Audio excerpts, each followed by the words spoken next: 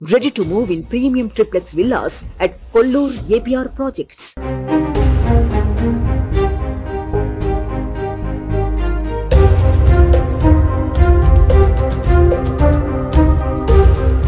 కర్నూలులో మొట్టమొదటి మహిళా ఆటో డ్రైవర్గా కొనసాగుతున్నారు. ఎందుకు ఈ ఆలోచన ఎలా వచ్చింది? ఎందుకు వచ్చింది? బయట జాబ్స్ చేస్తుంటే అప్పుడు నాకు అది వర్కౌట్ అనిపించలేదు. ఎట్లా అంటే నాకు పిల్లలు ఉన్నారు, మ్యారేజ్ అయిపోయింది కదా, పిల్లలు ఉండడం వల్ల నాకు బయట జాబ్స్ చేయడం కుదరట్లే అనమాట.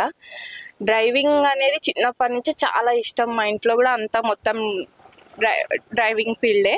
మా పెద్దనాన్న అన్న వాళ్ళు అట్లా ఎప్పుడు అడిగేదాన్ని, మా అన్నని నాకు నేర్పించన్నయ్య, నేను నడుపుతా కదరా, మీరు ఎట్లా నడపరు, నేనన్నా వేస్తాను అని చెప్పి అలా అడుగుతుంటే అలానే ఆ ఆలోచన నాకు ఎప్పుడు అలానే ఉండిపోయింది. అది నేను కొంచెం అన్ని ప్రాబ్లమ్స్ ఫేస్ చేయడం వల్ల నేను బయట వర్క్ చేయలేను కాబట్టి ఇది డిసైడ్ అయినా అనమాట. అంటే ఆటో తీసుకుంటే నా సొంతంగా నేను వర్క్ చేసుకోవచ్చు, ప్లస్ నేను నాకు కావాల్సిన టైంలో నేను బయటికి రావచ్చు. ఈ టైంకే వెళ్ళాలి, ఈ టైంకే వెళ్ళాలి అనేది నాకు లేదు. హెల్త్ ఇష్యూ వచ్చినప్పుడు కూడా నేను రెస్ట్ తీసుకోవచ్చు. అలా థింక్ చేసి నేను ఇది ఎంచుకున్నాను. జస్ట్ డైలీ 3 hours నడుపుతున్నా ఇప్పుడైతే ప్రస్తుతం. ఆటో తీసుకున్న తర్వాత కొంచెం హెల్త్ ఇష్యూ కూడా వచ్చింది. హార్ట్లో పెయిన్ వచ్చి హ్యాండ్ మొత్తం పని చేయలే. ఒక 1 month రెస్ట్లో ఉండమన్నారు డాక్టర్. అయినా కొంచెం మధ్యలో నేను ఇది నడపకుంటే నాకు ఇల్లు గడవదు అనమాట. అట్లా నడుపుతుంటే ఇంకా పెయిన్ ఎక్కువవుతుందని మళ్ళీ గ్యాప్ ఇస్తూ నడుపుతున్నా. అందరూ అదే అడుగుతుంటారు, ఎందుక మరి కనిపించట్లేదు అని బయట అడుగుతున్నారు. అదే హెల్త్ ఇష్యూ రావడం వల్ల నేను కొంచెం తక్కువ బయటకు వస్తున్నాను. ఎప్పటి నుండి ఆటో నడుపుతున్నారు? ఎన్నేళ్ళ కొనసాగుతుంది? 3 months అవుతుంది. జనవరి నుంచి స్టార్ట్. డిసెంబర్ ఎండింగ్ నేను ఆటో తీసుకున్న ఫైనాన్స్లో.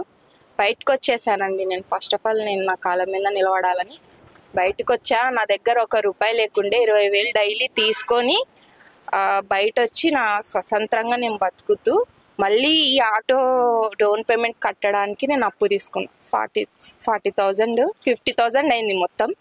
అది అప్పు తీసుకొని ఆ అప్పు కట్టుకోవాలి, దీనికి కంతులు కట్టాలి, ఇవన్నీ ఉన్నాయన్నమాట.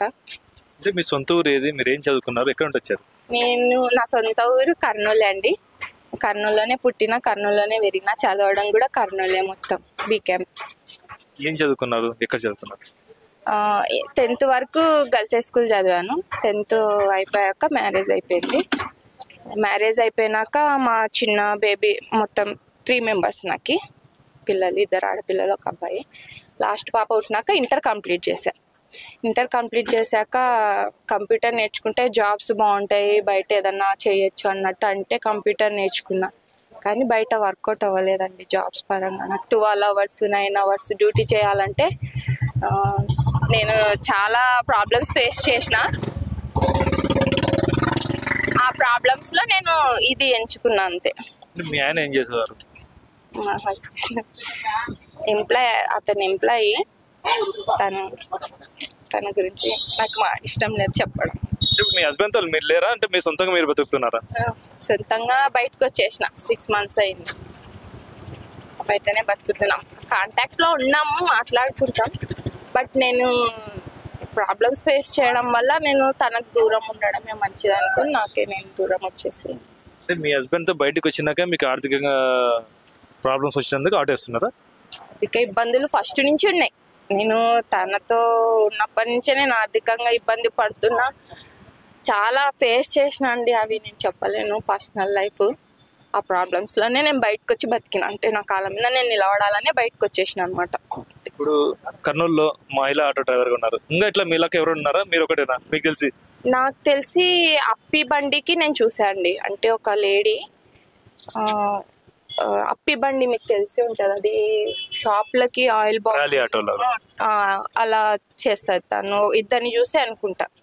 ఇప్పుడు ప్యాసింజర్ ఆటో అయితే నేను ఎవరిని చూడలేదు. చాలా మంది బయట కూడా ఎవరు లేరమ్మా ప్యాసింజర్కి, నువ్వే మొట్టమొదటి మహిళ అని చెప్తున్నారు. మరి ఇప్పుడు ఆటో వేస్తుంటే మీకు ఎట్లా అనిపిస్తుంటది? జెంట్స్ ఎక్కుతుంటారు, చాలా మంది ఎక్కుతుంటారు, ఎట్లా ఫీల్ అవుతుంటారు మీరు?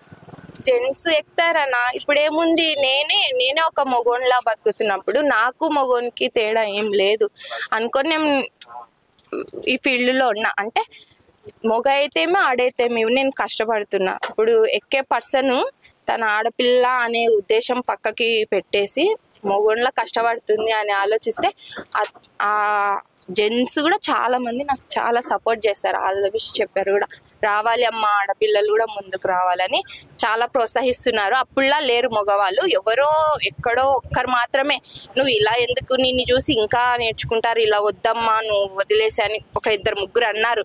కానీ కాదు, నన్ను చూసి ఇంకా రావాలి, ఖచ్చితంగా లేడీస్ రావాలి. ఎందుకంటే ఏ పని చేయాలనో తెలియక చాలా మంది ఇబ్బంది పడుతున్నారు. బయటికి వస్తే ఒక్కొక్క మొగోడు ఎలా చూస్తాడో అనే ఫీల్లో ఉన్నారు. లేదు, మొగోళ్ళు అలా లేరు, చాలా మంది అలా లేరు, సపోర్ట్ చేసే వాళ్ళే ఉన్నారు. లేడీస్ అందరికి చెప్తున్నాను, ఏ పనైనా చేయండి, కష్టపడండి, కష్టం చేయడానికి తప్పు లేదని నేను తెలుసుకున్నా. ఎందుకంటే మనం కష్టం చేస్తే చాలా మంది 100% జెంట్స్లో 75% మనల్ని ఎంకరేజ్ చేస్తున్నారు. జెంట్స్ కూడా రండి, బయటికి వచ్చి బతకండి. మీ హస్బెండ్స్ నుంచి ఏదైనా ప్రాబ్లం ఉంటే కూడా నేను బతకలేను అనేది అయితే పెట్టుకోవద్దండి, మీరు బతకగలుగుతారు. ఏ ఆడపిల్లైనా బయటకు వచ్చి నేను ఇది చేయగలను అనుకుంటే చేయగలుగుతుంది ఖచ్చితంగా. ఇప్పుడు మీ హస్బెండ్ గురించి చెప్తున్నారు అంటే, ఇప్పుడు మీ హస్బెండ్ ఎందుకు విడిపోయినారు అంటే, ఇప్పుడు విడిపోయారా అలాంటి కలిసి ఉన్నారు, అలాంటి విడాకులు తీసుకున్నారా, ఏం సందర్భం? విడాకులు అనేది ఏం లేదు, విడిపోవడం అంటే దూరం ఉన్నాం అంతే. విడిపోవడం అంటూ ఏం లేదు, దూరం ఉన్నాం. నేను అతని నుంచి దూరం ఉన్నా అంతే. పిల్లలు ఎక్కడ ఉన్నారు? పిల్లలు నా దగ్గర ఉన్నారు. ఇప్పుడు ఆటోనే ఎందుకు ఎంచుకున్నారు? వేరే ఏం లేవా? చాలా ఉన్నాయి కదా, బట్టల షాపులు ఉన్నాయి. అవును, చాలా ఉన్నాయండి. అదే నేను చెప్తున్నా కదా, బట్టల షాపులు, ఫర్నిచర్ షోరూమ్స్ అన్ని ఉన్నాయి. నేను చేసే వర్క్ అయితే. నేను చదువుకున్న దానికి సరైన ఉద్యోగం దొరకలేదంటారా? దొరకలేదండి నాకు. నేను చదివిన దానికి జాబ్ దొరకట్లే. నేను గవర్నమెంట్ జాబ్స్కి కూడా అప్లై చేస్తే చాలా వరకు అవి రావండి, కష్టపడాలి, ఎగ్జామ్స్ రాయాలి, అది పాస్ అవ్వాలి, లోపల అయిపోతాయి జాబ్స్. బయటికి మా లాంటి వాళ్ళ వరకు రావు జాబ్స్ అయితే. ఇప్పుడు ఆటో ఎప్పుడు కొన్నారు? ఇట్లా కొత్తది కొన్నారా మీరు? కొత్తది, ఫైనాన్స్ లో తీసుకున్నాను. మీ పేరు మీద తీసుకున్నారు? నా పేరు మీద లేదు, నా పేరు మీద చేశారు కానీ వాళ్ళు ఎందుకో నా పేరు మీద ఇవ్వకుండా మళ్ళీ వేరే అబ్బాయి పేరు మీద తీసుకున్నాను. లాస్ట్ చెప్పండి, సక్సెస్ అవుతాం అనుకుంటున్నారా మీరు? నేను సక్సెస్ అవుతా అండి, ఖచ్చితంగా సక్సెస్ అవుతా. ఎంత సంపాదిస్తున్నప్పుడు రోజుకి? డైలీ నేను 4 నుంచి కానీ మ్యాక్సిమం 4-5 నుంచి బయటకు వస్తా. 9 వరకు తిప్పుతా. 9 లేదా ఇంకా కొంచెం ఒక 1 అవర్ ఎక్కువ, అంటే లేడీస్ ఉన్నారంటే 1 అవర్ ఎక్కువ అవుతుంది.